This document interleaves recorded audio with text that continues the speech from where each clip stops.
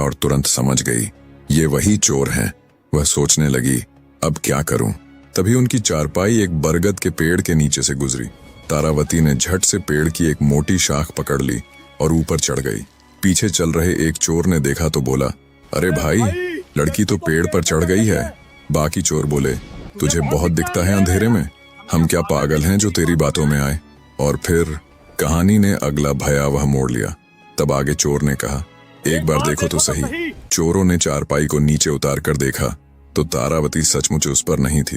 अब उन्होंने पेड़ पर देखा तो उन्हें अंधेरे में कुछ भी दिखाई नहीं दिया। एक चोर बोला, देखो भैया, वो बैठी है।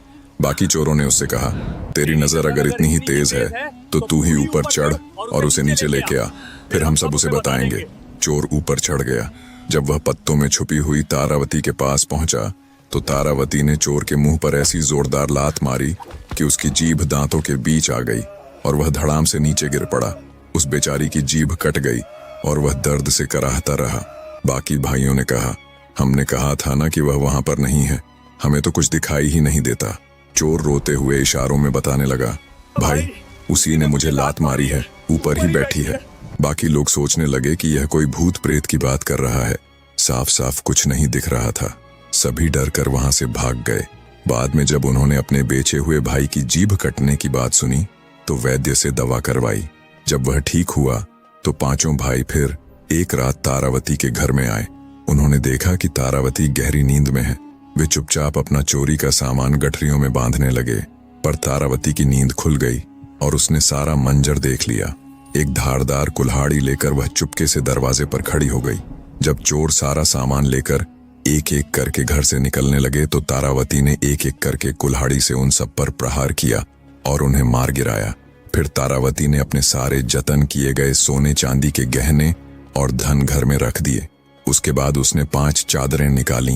एक एक कर प्रत्येक मरे हुए चोर को कसकर चादर में बांधा और गठरियां बनाकर रख दिया। तारावती के गांव में रोज एक फकीर आता था जो घर घर के सामने दुआ मांगता और बदले में लोग उसे कुछ रुपये दे देते। जब वह फकीर तारावती के घर के सामने आया तो तारावती ने उससे पूछा, बाबा जी, आप दिन भर में कितने रुपए कमा लेते हो?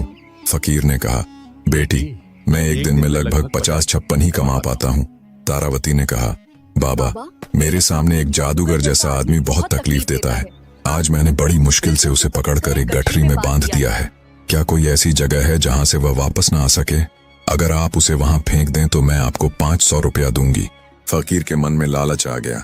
उसने मन ही मन सोचा, 500 रुपये तो बहुत हैं, इतना तो मैं कई दिनों में भी नहीं कमा पाता। वह बोला, लाओ बेटी, इस जादूगर के बच्चे को मैं अभी नदी में फेंक कर आता हूँ। तारावती ने गंभीर स्वर में कहा, पर बाबा, ध्यान रखना, इसे किसी गहरी जगह ही फेंकना। अगर पानी कम हुआ तो ये फिर वापस आ जाएंगे। फकीर बोला, बेटी, तुम चिंता मत करो, मैं ऐसा ही करूंगा। फकीर ने वह गठरी उठाई जिसमें तारावती ने एक चोर को बांध रखा था। वह उसे लेकर नदी किनारे गया और बिना देर किए वह गठरी नदी में फेंक दी। फिर संतोष से मन ही मन बोला, अब यह कभी लौट कर नहीं आएगा। इसके बाद वह 500 रुपये का इनाम लेने तारावती के पास लौटा। लेकिन जैसे ही उसने घर के आंगन में कदम रखा, उसकी नजर पड़ी, वहां वैसी ही एक और गठरी रखी थी। उसके बोलने से पहले ही तारावती बोली, देखा बाबा, मैंने कहा था ना, इसे ऐसी जगह फेंकना जहां से ये वापस ना आ सके। पर ये तो फिर लौट आया। फकीर की आंखें फटी की फटी रह गईं। उसने गठरी देखी और सोचने लगा, ये कैसे हो गया। फिर बोला, बेटी, लगता है मैं उतनी गहरी जगह पर नहीं फेंक पाया। इस बार मैं इसे और गहरे पानी में फेंकूंगा। वह फिर गठरी उठा ले गया और पहले से ज्यादा दूर और गहरे हिस्से में उसे फेंक दिया। वापस आया और बोला, लो बेटी, अब तो काम पूरा हुआ, अब कोई नहीं लौटेगा। पर तारावती ने तीसरी गठरी लाकर रख दी और मुस्कुराकर बोली, देखा बाबा, ये तो फिर वापस आ गया। लगता है आप इसे गहरी जगह पर नहीं फेंकते हैं। फकीर को अब गुस्सा आ गया। बोला, अब की बार मैं इसे ऐसी जगह फेंकूंगा जहां से खुद यमराज भी इसे न निकाल सके। वह फिर गठरी उठाकर नदी किनारे पहुंचा और पूरी ताकत से उसे बहुत गहरे पानी में फेंक दिया। इस तरह वह 4 बार गठरियां फेंक चुका था। हर बार लौटकर देखता, एक वैसी ही गठरी तारावती के पास रखी होती।